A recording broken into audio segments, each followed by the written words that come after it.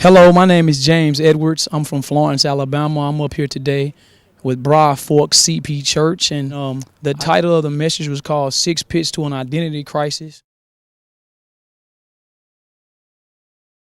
In pit number one, which is called fabricated manhood or fabricated womanhood, it's when you basically living a lie, and you putting on different masks for different things and for different people and different situations. When you're on Facebook, you put on this mask. When you're at church, you put on that mask. When you go to the grocery store, you put on that mask. And when you're in your home, you put on a different mask. Point number two was you just want to be like everybody else because you don't have the firm understanding of your identity, and because you don't understand your gifts, your talents, and your abilities, and because you don't have a preview of where you want to go, you will just want to just latch on to anything that anybody else is doing. And after that, point number two, you can easily go into the message. It's finna show you exactly how. Triangle going on with the young men. Yes, come on now. You got the drug dealer. All right. You got the rapper. You got the athlete. That's right. You're on it. Nothing is wrong with your talent if you're a rapper. Right. Because you have a gift of an artist. But it is very, very dangerous when you rap about death. That's right. And you don't rap about life. That's right, son. Amen. As the athlete, it's nothing wrong with you being a great basketball player. It's nothing wrong with you being a great football player or baseball player, whatsoever your talent desires. But it's a dangerous thing while you doing what you're doing, while you see the drug war over here riding in this, you want to put yourself over here and you want to be this. Because the drug man, the dope dealer, he want to be the athlete and he want to be the rapper. Right. He's really in an identity crisis. And I can say that because I ran in them type of circles. All right. Right. When I seen the rapper in the club, I put myself on him. I wanted to be just like him, but I couldn't rap. All right. My best friend was an athlete. I wanted his ability, but I couldn't play. All right. Because I was ignorant of where I was going, because I was ignorant not of my gift, talents, and abilities. The word, son. I began to just, with every fiber in my being, try to be him when I wasn't there. Dangerous. The most dangerous thing you can do is try to live out of somebody else's gifts, talents, and abilities. That's right. That's right. Because you have to discover yours. Amen. Number three, I wanted a sense of belonging. Yes. I wanted to feel loved. I wanted to feel accepted. Yes. I wanted to be in certain cliques. Yes. Don't get it twisted now. Life is cliquish. That's right. That's right. You got barbers that hang with certain cliques. You got preachers that get in certain cliques. You got politics that go in certain cliques. That's right. Schoolboys run with schoolboys. Yeah. Dope boys run with dope boys. Right. But it's when you don't have an identity of you, you are always with every fiber in your being trying to put yourself somewhere that you don't belong. Yes. I got a revelation out of prison that was extremely strong. God showed me as I was changing enough, I was shifting, as my mind was being renewed, as I was stepping into a leadership mentality.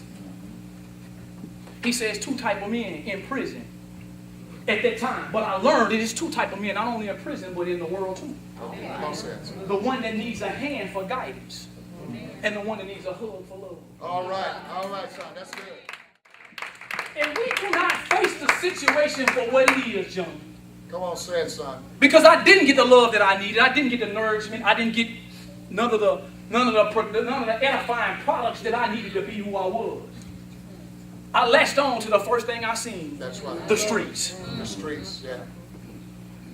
The fourth pit to an identity crisis is a low or a no self-perception. That's right. Watch this right here now.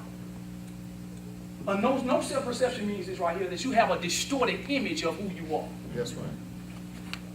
In Genesis 1:27, he said, man, in Genesis 1:26, he said, let us make man in our image. That's right. The first thing that God gave man was a picture of himself. That's right. Because man is a spirit that possesses a soul and lives All right, in a body. son. Yes. He said, I need you to see yourself the way I see you. I see you in the sight of God.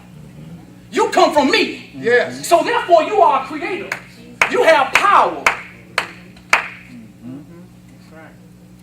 Young man, your picture, the way you see yourself, will ultimately dictate the life that you live. That's right. That's right. That's right.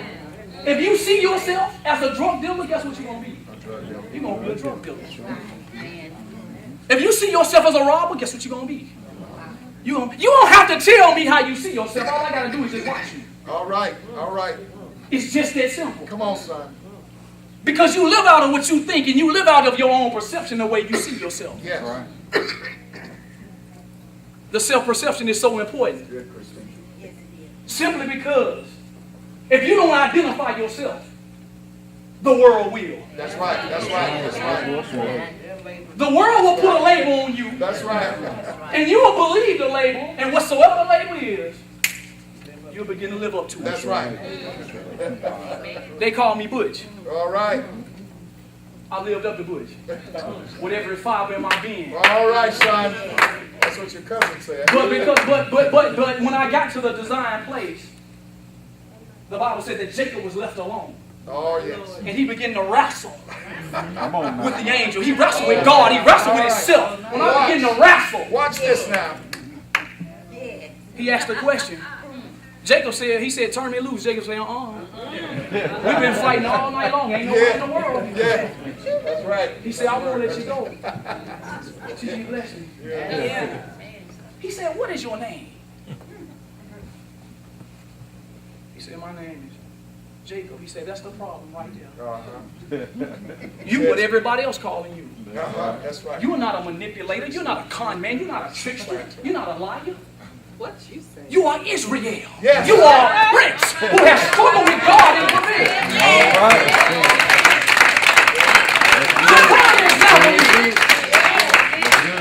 When you get the revelation from God of who you is, and when you see yourself the way God sees you, Yes, son. it's a revolutionizer. Yes. I'm standing up here before you because I see myself right now the way God sees me. Oh, yes. The fifth pick of the identity crisis. No self-esteem, no self-value. Yes. Self-esteem. My definition for self-esteem. I have an awareness of my value to my environment. Meaning I have discovered my gifts, my talents, and my abilities. I've understood them, I'm developing them, and I'm executing them. And guess what else? The world needs me. Yeah. All right. All right. All right, son. It's not arrogance, it's confidence. Watch this now. Come on. Because we need each other. That's right. We are a body. The body